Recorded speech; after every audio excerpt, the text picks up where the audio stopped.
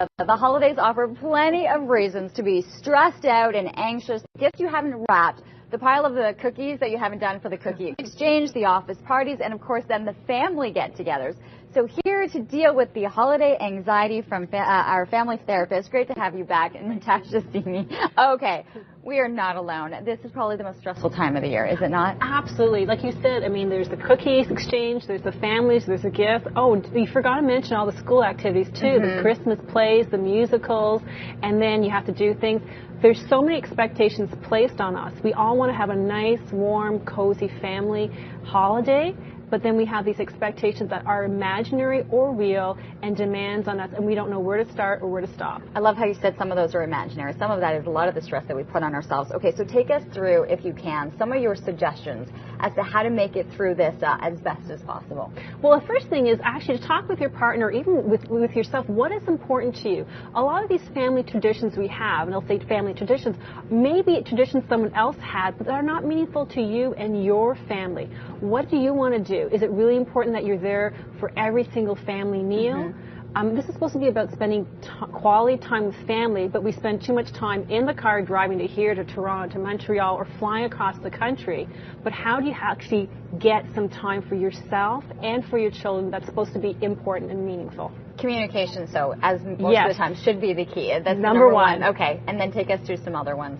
Well, when we start looking at everything about holidays, there's commercials, and we were just talking. It starts before. It starts after Halloween. It starts right at the beginning of November, exactly. Right? And so you have all these decorations and all these things up, and am I supposed to start decorating now? Am I supposed to be buying all these presents? And maybe you don't even have the finances to afford all these presents, to buy all this food, and we want to create this fantasy, but it's not based in reality. Okay, so people still, their schedules change, so then they get out of the habit, and so keeping somewhat of a schedule is important. Very important, especially with young children, and even with teenagers. Too much of anything is too much. Even for ourselves, too much sugar, too much candy, too much rich food. You need to keep a routine. Take the time to exercise. Take the time to have a quiet day or morning to yourselves, and especially for families who are separated or divorced. Now you have to go, or your children have to go to maybe 4 different households for a holiday. I think it's important that you to actually talk with your parents early in the holidays and say, you know, I want to have quality special time with you, but this is a crazy time. Some families actually say, do your holidays with yourself over Christmas or Hanukkah, and then we'll get together in January so we actually have quality time, because this is what's supposed to be, is quality time together. Right, quality, not about kind of just hopping from house to house. And then the ability, though, to say no.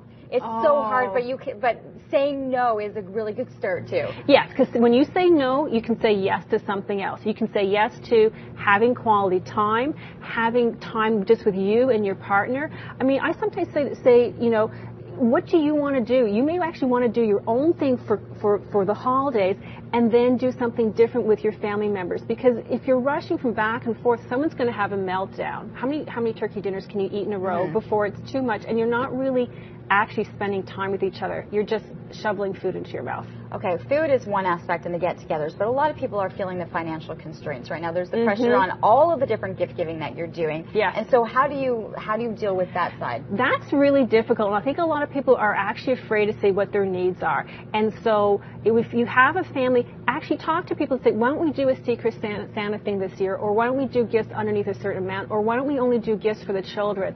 Someone may feel hurt that they're not going to get a present, but as an adult, you know, especially as our families start expanding and we have children and they have children, buying gifts for 50 people is not realistic.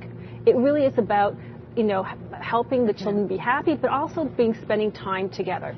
Which comes back to the number one point of communication. So being able to communicate with the family to say this is what we'd like to do, or can we do the Secret Santa when you have a list of 20 to 30 cousins and it goes down and it gets a lot.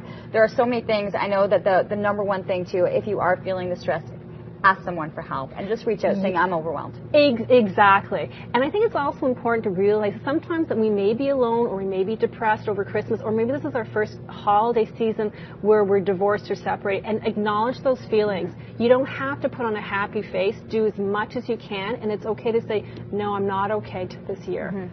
And then hopefully there's people that reach out, because it can be very difficult for so many people. Thank you so much. And of course, people can find more information. I know you guys with Family Therapy, you're even doing office moves right now just to add to the stress. So good luck with that.